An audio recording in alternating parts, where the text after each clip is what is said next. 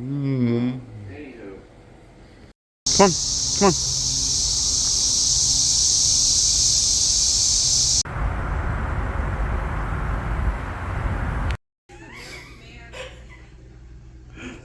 Tacos! We're having tacos!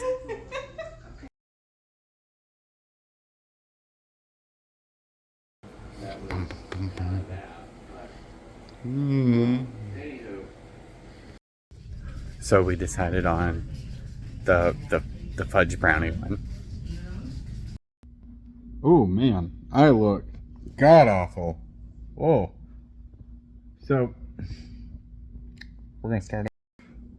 So it's the night before my move back into my new apartment. Whole ordeal. Anyway, I've been really getting into Warhammer, as you guys have noticed from all my videos where I post everything. And when I move back, I plan on playing some games. So I've been watching the play on tabletop stuff to kind of get an idea about it. And so, conspiracy theory. Does Games Workshop tweak the editions every time to nerf to push plastic that they aren't selling? Like, if 11th edition came out and they just have a stockpile of, I don't know, fucking storm surges or Kroot. I think the Kroot and them getting a detachment and everything was they weren't selling enough of the carnivores, so they added some more models and then tweaked everything to kind of push sales. I don't know. Like, is conspiracy or just kind of a duh?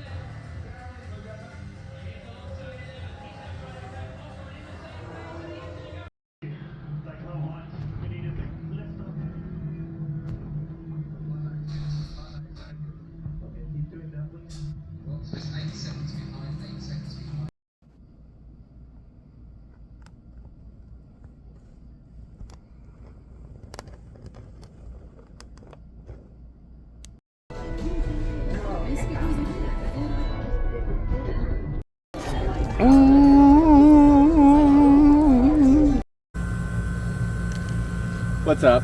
So, it has been an absolute hell at work the past, God, since Friday, and today's Tuesday. So, since my month, it's been a hell of a week. We'll just put it that way. Sunday was chill. Anyways, tomorrow is the move.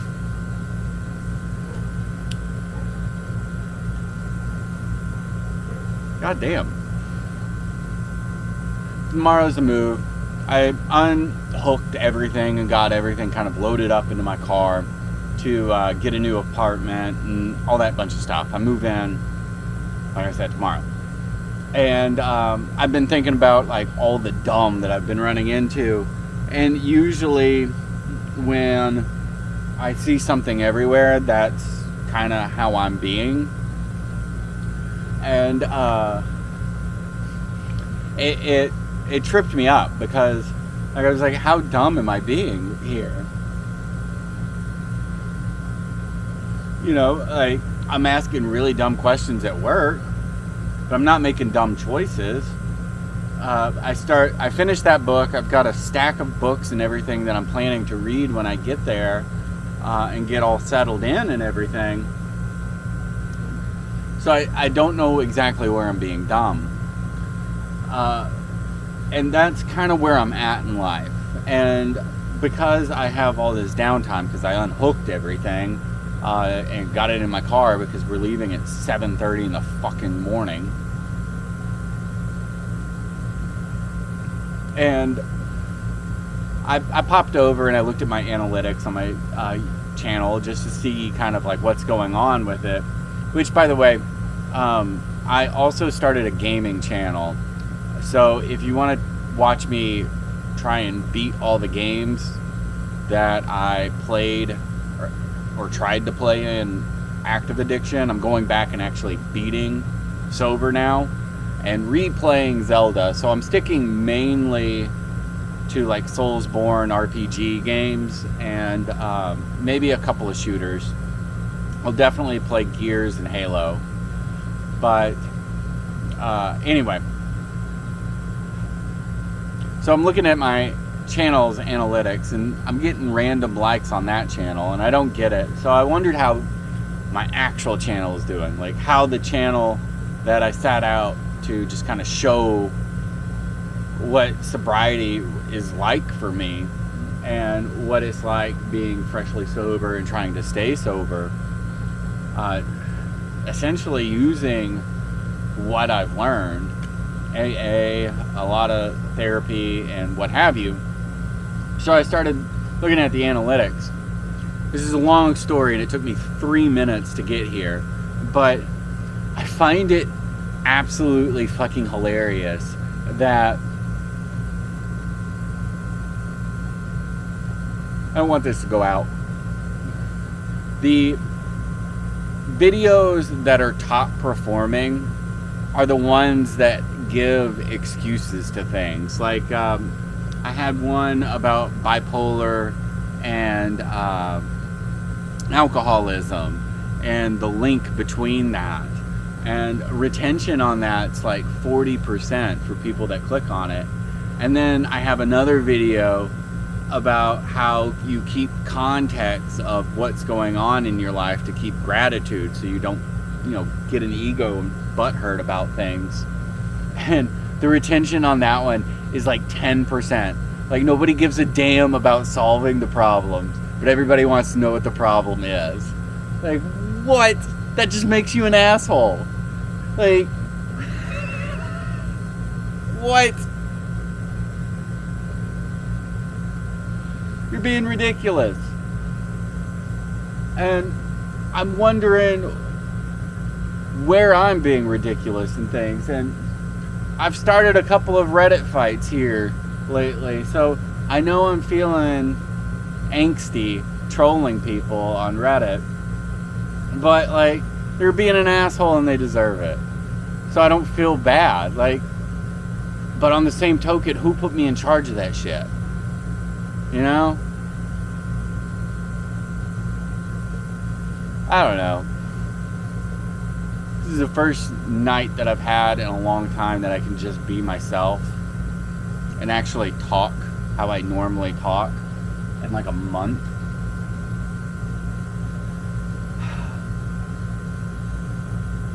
It's different when people are around. You have to temper your thoughts and what you think about things. And you're never going to be able to act how you really want to act, but you find a way to make it work. If me being quiet and thinking more and choosing my words a little bit better makes life a little bit easier for me, then I ought to do that,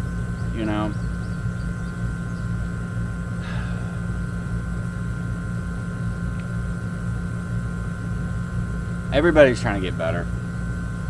Everybody's trying to not be the victim. But the truth of the matter is, nobody's a victim. And nobody's to blame. It's just what happened. And it's the human nature to assign a feeling related to you about it. And it's really, really hard to detach from that. I mean, I have learned to do it, but that's like at my job. I detach from how it relates to me. And it's exhausting doing that for 8 hours a day. I just don't want to do it anymore. And when I have to do that and put on that face and I get tired, a lot of the reasons behind that is why I like to escape and drink and say and do, but I don't need the alcohol to do it. I just need to be alone. And apparently with a camera to share on the internet. Happy move day. Oh no. Oh no. Poor girl. She's so mistreated. She's so mistreated. Oh no. Oh no. Oh. She says it's my turn. Babe, what are you doing? You just, no. Absolutely. No. You know, I've never been with a woman before, but I would switch over for you. Not happening. I'm very afraid. I'm interested. Oh, yeah, like, tell us to do, buddy.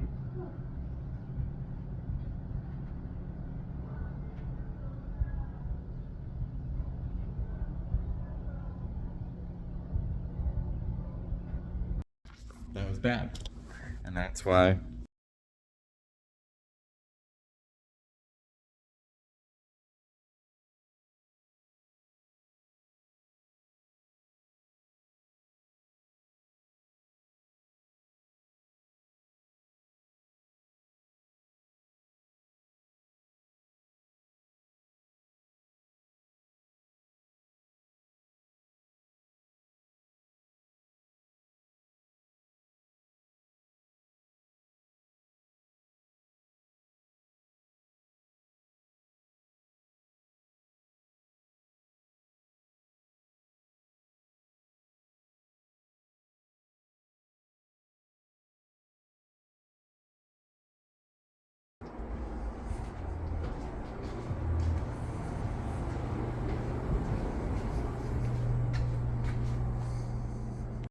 Actually need to be looked after. There's a whole other area there of infrastructure that we don't tend to think of in a motel, for example.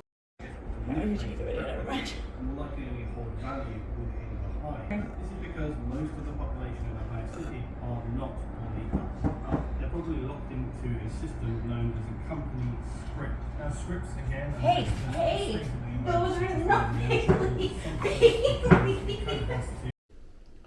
All right, so we got the crisis suits assembled, and we're chopping up this little bit here, make it easier, because I saw somebody repurpose this and melt it down with like nail polish and then rolled it out into its own thing. So that's the plan. Right now, I'm a little loopy because this place needs to be more well ventilated, I guess. And if you don't mind, I'm gonna do this. Well, we're in our first weekend in the new place. On Monday, I will be a 1 month sober continuously, which, cool, I guess. Way to go, me. You did it before, you can do it again. So, aside from that, the girl is still kind of hanging out, which I find a little odd. It's whatever though. We'll kind of go from there, I guess. I love my new apartment. I've got a lake right across the street where I can go fishing. I'm even closer than I was in my last apartment. And I'm even closer to the things that I enjoy doing. Where I'm at right now is I'm looking for kind of a second job to start paying things off. I need a second job, but also I'm aware of how that always goes for me. So I can't do Uber Eats. I can't do all that. My father said he'd help me, but like, I'm 35. I shouldn't be getting an allowance from my parents. It's kind of how I feel about it. I don't know. We'll have to figure it out.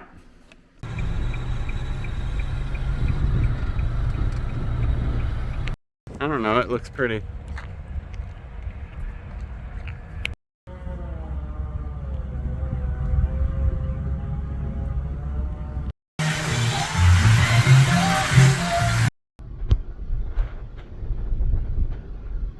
God damn it. Oh, it's the best. It's the best. Kind of been a little bit busy doing things. It's my dad's dog. Back here, had a real bad relapse, resulting in a breakup and me moving out of my apartment, searching for an apartment, trying to find a new one, all that good stuff. Fuck, was this not worth it? It wasn't worth it the first time either, or the time before that. You know, like, I would be going on 2 years of continuous sobriety had I not fucked this up. And I get to 90 days and then I blow it up. So, working on self-love now.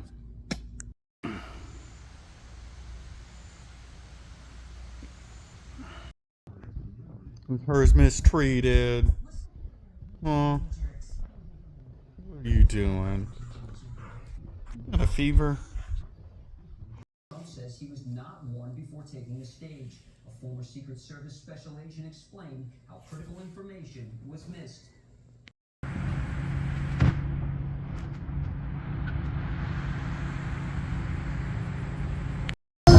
So, driving to Nashville, doing the move, getting all my stuff and everything. And I'm listening to old 2000s rap. Oh, let me roll this up. And Goodies by Sierra came on with the P.D. Pablo part. And he's like, all I gotta do to grab a chick is tell her who I am. And that kind of got me thinking, like, does she not know what he looks like? There's kind of a flaw there. So, I've decided that I'm going to go to AA, and I always said that I would talk about, like, all the things that kind of irk me about it, and I will, but I'm also going to talk about, like, all the good things that I get out of it as well. So, I have tried several different recovery groups. I have done Celebrate Recovery. I tried to go to SMART, but I was never able to, like, figure out what they were. I don't know. I went to a meeting one time and nobody showed up for it, and it was a little weird. Every person that I've ran into has been a little weird, and not to trash them. If that works for them, go for it, but I have never been able to integrate into it. On the flip side, you know, everybody says AA is a cult, and it has kind of like a negative stigma to it, and I disagree with it on several different levels on things, but I guess kind of where I'm getting at with it is it's still by far the best option for me, as long as I kind of, like, not get too involved with it. We'll see how it goes. So, when I first got into AA, the first meeting I ever went to, I I remember it was down in Nashville, and it was off Old Hickory, and it was like on the second floor next to Lowe's and like a barber shop. And I walk in, and it's like a Latino barber shop, and they just shake their head no. I'm like, all right. So then the next one that I went to, I was kind of forced by an ex-girlfriend. I was married at the time, and I had gotten drunk, and anyways, long story short, she told me she wouldn't tell my wife that I was texting her if I went to an AA meeting. So I went to one. It was all right. Then I went to another one. That first one, I didn't really have a grasp on like what was going on, what was saying. I in my head I wasn't that bad, but I was like drinking at 6 a.m. So then the next one I went to like up more towards downtown Nashville, and everybody shared, and then they kind of stared at me and asked for me to share, and I had no idea what I was doing there. I remember talking to one person, and they told me they were just there because they were on probation. I was like, okay, sweet. I don't need to be here. But I was drinking a tall boy in the parking lot before I went in. So, like, obviously there's a disconnect there. Then, of course, I went to rehab, and after rehab, I did Zoom AA meetings because I was too drunk more often than not to drive. Moved up here to Kentucky, and that's really when I started to get involved. And I wanted to be kind of like the big shot on it. And I think that's fundamentally why it didn't work for me, is because I wasn't done drinking, and I wanted to be the hotshot new guy in recovery who got it on like the second try. And that didn't work. Then everybody would tell me I'm smart, so I'd have to say something smart. And I ended up starting to peacock, and I could see peacockers in there because I'm peacocking. And it didn't work. Too many chefs in the kitchen. So I moved down here to Hendersonville, and I moved down here, and it's like Nashville, Hendersonville, suburb area. I'm kind of on the outskirts. I don't really mind. Nobody watches this shit anyways. So I go to one of those and I say some stuff, and everybody's like, yeah, you're smart, but like, you're nothing. We've got people here with like 20 years of sobriety sit down. And of course I don't like that. I get butthurt and I quit going. When I relapsed, I really kind of dived in. It was not good. I was half in because I wanted the recovery, but I only wanted the recovery because I had a partner at the time, and she told me I had to go because I had relapsed. Never mind, I wasn't looking at like the root causes of things, but it is what it is. Here we are at the start of year 3 on things, and I'm staring at it, and I still think it's the best option for me out of everything available. So I'm gonna go for it, and I'm gonna start going.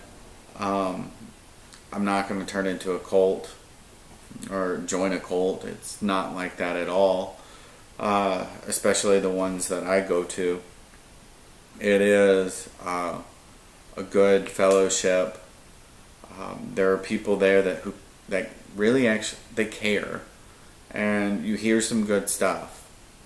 And if I'm going to be shamed because of the spiritual aspect of it, then like I don't know what to tell you.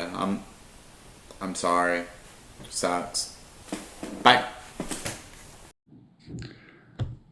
All right, so it is day 11 of no fast food. I'm trying to wrap my head around a lot of things that just occurred. I was randomly let go from the hotel that I was working at in like my first week, but I don't really understand. I checked everybody in, checked everybody out, followed all the procedures, told everybody everything that was going on, did everything, and it just, I don't know. You know, it is a family that owns it, so maybe. All right, well, welcome back for the final bit. I'm just gonna cut that out.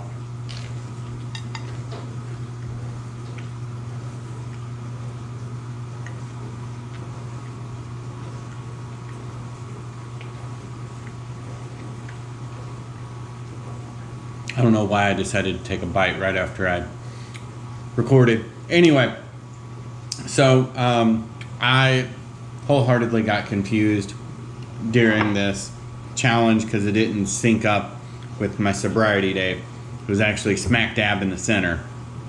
So month 19 runs from May 24th to, no, April 24th to May 24th. We are now in month 20. Let's see here to briefly recap on things. I lost my job for opening my mouth and saying, quote unquote, something inappropriate, which, no.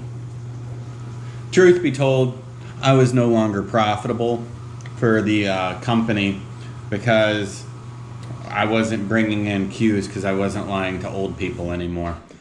But neither here nor there. From there, I went out and I Uber Eated the shit out of the place. It didn't make much. Somehow or another, I was able to make rent, pay my bills through help. Thank God they helped me. Later found out that they helped me more than likely because they felt guilty for what they were doing. Had a huge falling out with my family now because I don't want to be a part of that. If you're going to tell all my business, withhold all yours, and do really, really shady things, like hide things and lie to me for like 3 or 4 months about something, then I don't want you to be around, and I don't give a damn if you birthed me or if my mother birthed you or any other scenario, because it's not okay if we weren't blood related. So I don't understand why we're giving this pass and this harshity that they've given me, but whatever. In my spare time, because you can only sit in a car and look and decline so many bad orders, I was finally getting around to building this work gate. I had sat on these pieces like since November. So 6 months, 7 months, somewhere in there. I knew what I wanted to do with it, but I didn't know how I wanted to do it. And I thought of like Stargate when I looked at it, you know, portal coming out, I can't even think of what their names are now. Fuck. The Jaffas and the Goa'uld. There we go. Coming out of it. At the same time, like, Warhammer's fucking expensive and I don't have income. But what I did have was 50 of these like little miniatures I had bought on Amazon. So I spent my time painting those. They need something to go on, and I didn't like how, I mean, it just looked by itself. It's not really that cool by itself unless you get close-up angles, all this bunch of stuff. So I started building dungeon tiles with leftover, whatchamacallits, foam board and tiles. If you don't know, little pro tip for you. So they take that protected box when they get it and they just throw it away. So I just go in there and I ask if they have any like that they're thrown away. 95% of the time, yes. 95% of the time they can't do anything with the boxes anyways because they've got holes in the side, which that will lead you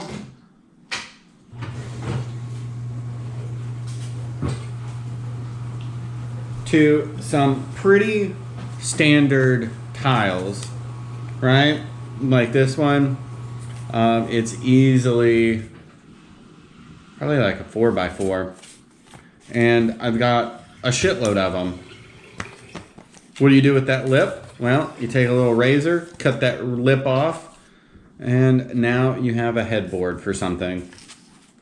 These tiles, pretty good. You can get, like, what is that? 6x5 on these. Pretty awesome. If you need stairs or some sort of like throne thing, these work really great.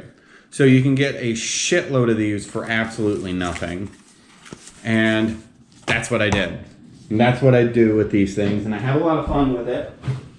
Of course, I realize most people don't have the time or anything like that. So somewhere on there, I'll have a link for these dungeon tiles. Truthfully, you're going to spend more in shipping than what I'm going to charge you for these tiles. There's just no way around it. Shipping is going to cost me an arm and a leg, and I can't do that, but I also don't need 50,000 dungeon tiles. So I'm going to put them out probably like 10 or 15 for $5. Doesn't take any time. If you can clean them up, take pictures of them, tag me in it. That's super dope. Also, you really don't need the warp gate, so probably gonna put that up for cost as well.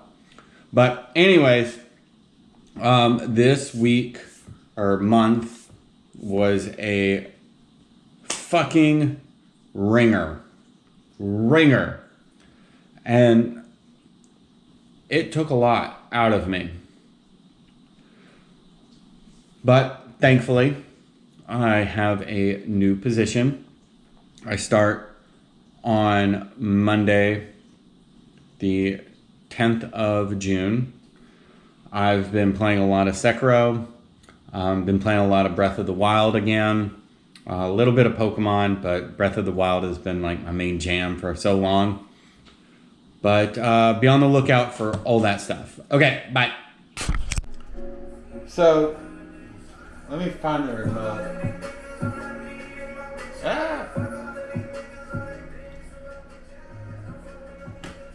In keeping with the same kind of themes, that it was never really that good to begin with, the booze, that is, and that lifestyle.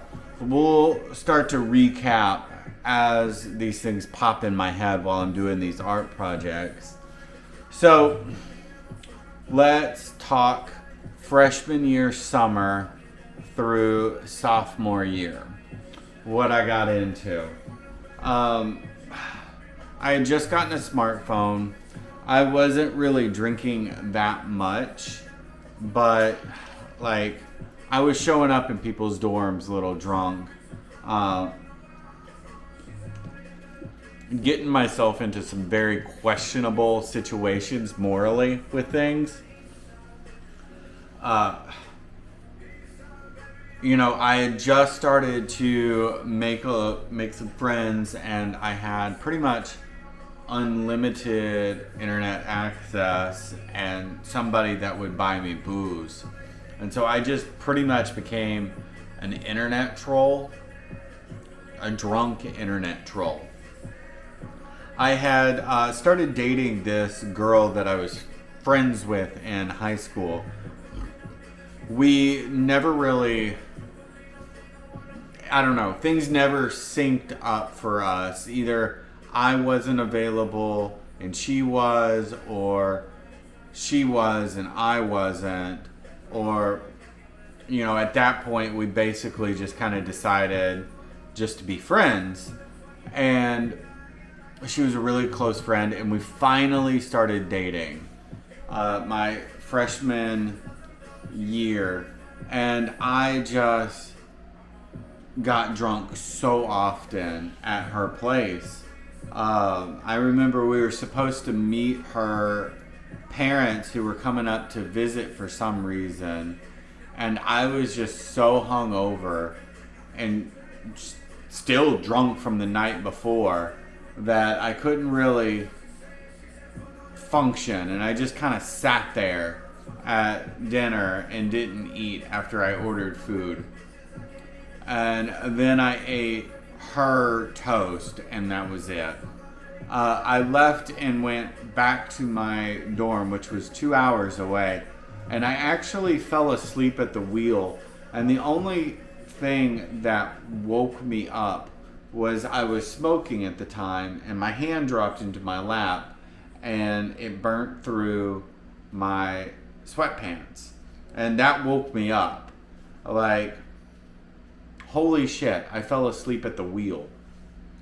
There's other times where once sophomore year started, I had a mini fridge, and I always kept it stacked or stocked or whatever you want to call it with Busch Light or Keystone. Keystone was what we drank back then, because you could get a 30 rack for $20. And I always kept 30 in there, and as soon as I was done with class, I started drinking. I even remember some of my roommates yelling at me for drinking again. Here I am, 19 years old, and other people are starting to notice that this is a little abnormal.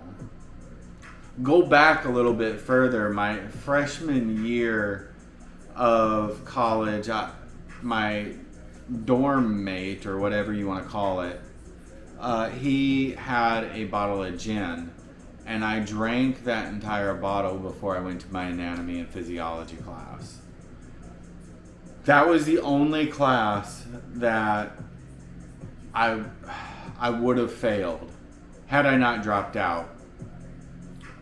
I was showing up to classes drunk, but at least I was showing up, and I was smart enough to be able to guess correctly on multiple choice questions. So I really didn't have any consequences to kind of what was going on then. And I remember they started an event called Polar Bear.